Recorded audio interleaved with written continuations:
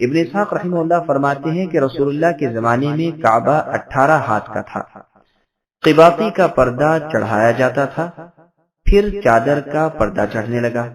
ریشمی پردہ سب سے پہلے حجاج بن یوسف نے چڑھایا۔ کعبے کی یہی عمارت رہی یہاں تک کہ عبداللہ بن زبیر رضی اللہ عنہما کی خلافت کے ابتدائی زمانے میں 60 سال کے بعد یہاں آگ لگی اور کعبہ جل گیا۔ یہ یزید ابن معاویہ کی ولایت کا آخری زمانہ تھا اور اس نے ابن زبیر رضی اللہ عنہما کا مکے میں محاصرہ کر رکھا تھا۔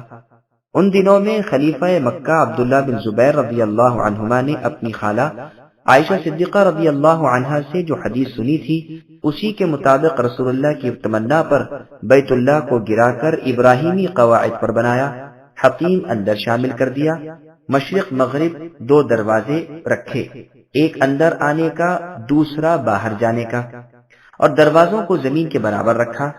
آپ کی امارت کے زمانے تک کعبۃ اللہ یوں ہی رہا، یہاں تک کہ ظالم حجاج کے ہاتھوں آپ شہید ہوئے۔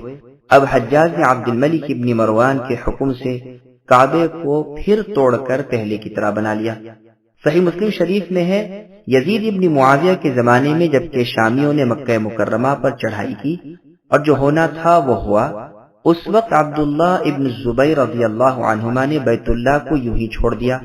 موسم حج کے موقع پر لوگ جمع ہوئے، انہوں نے یہ سب کچھ دیکھا۔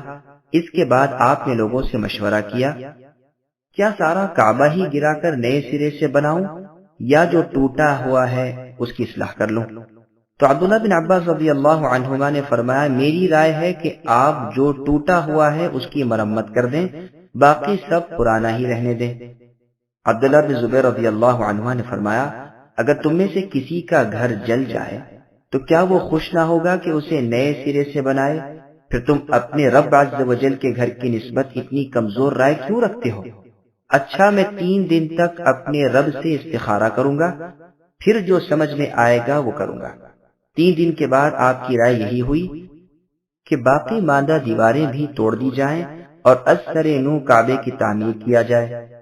چنانچہ یہ حکم دے دیا، لیکن کعبے کو توڑنے کی کسی کی ہمت نہیں پڑتی تھی، ڈر تھا کہ جو پہلے توڑنے کے لیے چڑھے گا اس پر عذاب نازل ہوگا۔ لیکن ایک باہمت شخص چڑھ گیا اور اس نے ایک پتھر توڑا۔ جب لوگوں نے دیکھا کہ اسے کچھ ایذا نہیں پہنچی تو پھر سب نے گرانا شروع کیا اور زمین تک برابر یکساں صاف کر دیا۔ اس وقت چاروں طرف ستون کھڑے کر دیے تھے اور ایک